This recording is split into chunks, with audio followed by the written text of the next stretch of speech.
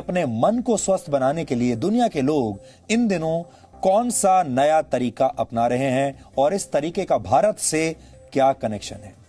अपने मन को स्वस्थ रखने के लिए अब आपको मनोवैज्ञानिकों के पास नहीं बल्कि गाय के पास जाना चाहिए।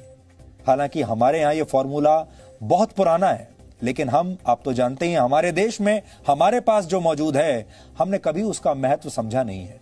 यानी आपको अपने घर के आसपास की किसी गौशाला या किसी फार्म पर जाकर एक गाय को गले लगाना है और ऐसा करके आप अपने मन से उदासी या डिप्रेशन या स्ट्रेस को दूर कर सकते हैं।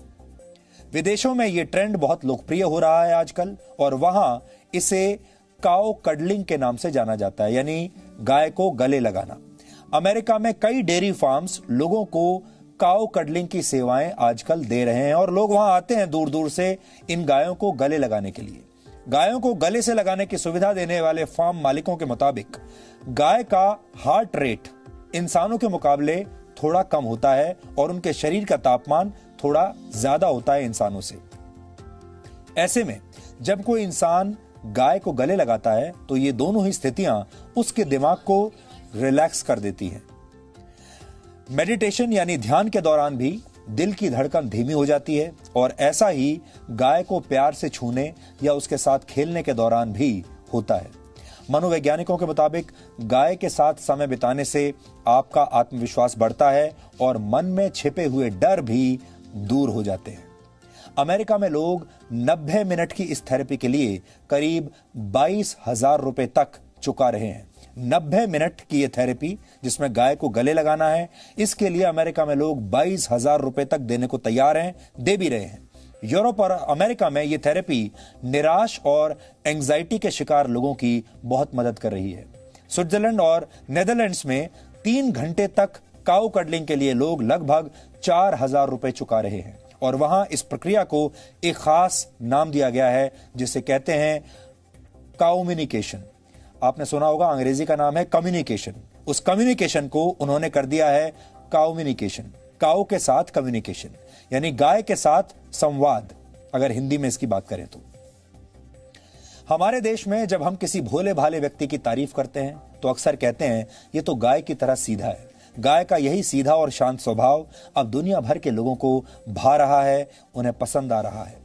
भारत दुनिया का अकेला ऐसा देश है जहां गाय को मां का दर्जा दिया गया है, लेकिन अब ये गायें दुनिया भर के लोगों को भी मां की तरह प्यार दे रही हैं और उनके दिमाग को शांत बना रही हैं, उनके स्ट्रेस को कम कर रही हैं। ठीक वैसे ही जैसे जब आप अपनी मां की गोद में लेट जाते हैं तो आप सारी दुनिया के दुख दर्द भूल जाते हैं, सारी टेंशन, सारा स्ट्रेस आप भूल जाते हैं। यानी गाय अब सिर्फ भारत नहीं बल्कि जगत माता बनने की राह पर है। हमने गाय की इन ममता भरी तस्वीरों के आधार पर आज आपके लिए एक बहुत ही स्पेशल रिपोर्ट बहुत प्यार से तैयार की है जो आज आपका दिन बना देगी। इसे देखकर आपको भी गाय के साथ समय बिताने और अपने जीवन से नकारात्मक विचारों को दूर करने में बहुत मदद मिलेगी। आप चाहें तो इस वीकेंड पर खुद काउ कडलिंग का एक रियलिटी चेक कर सकते हैं, खुद करके आप देख लीजिए। गाय को प्रेम करके खुद को स्वस्थ बनाने का जिक्र भारतीय चिकित्सा पद्धति में कई बार आता है, लेकिन यह प्रक्रिया विदेशों में जाकर तो काउ कडलिंग बन जाती है, जबकि हमारे देश में हम ही लोग इसे कोई महत्व नहीं देना चाहते। इसलिए गाय के महत्व को समझने के लिए आपको उसके आर्थिक पक्ष को भी आज समझना होगा। आप इसे काउनॉमिक्स यानी गाय का अर्थशास्त्र भी कह सकते हैं। वर्ष 2012 में किए गए लाइव स्टॉक सेंसस के मुताबिक भारत में कृषि के लिए इस्तेमाल होने वाले जानवरों की संख्या लगभग 51 करोड़ थी और इनमें से 11 करोड़ गाय हैं। भारत दूध का उत्पादन करने वाला दुनिया का सबसे बड़ा देश है। एक अनुमान के मुताबिक भारत में दूध का उद्योग 6 लाख करोड़ रुपए से भी ज्यादा का है। इसलिए आर्थिक नजरिए से गाय को सबसे फायदेमंद पशुओं में से एक माना गया है। गाय का दूध ही नहीं बल्कि उसका गोबर और गौमूत्र भी आर्थिक तरक्की के दरवाजे किसी के लिए भी खोल सकता है। गायों से हर वर्ष 10 करोड़ टन गोबर हासिल होता है जिसका इस्तेमाल ईंधन के तौर पर किया जाता है। इसकी कीमत 5,000 करोड़ रुपए आंकी गई है।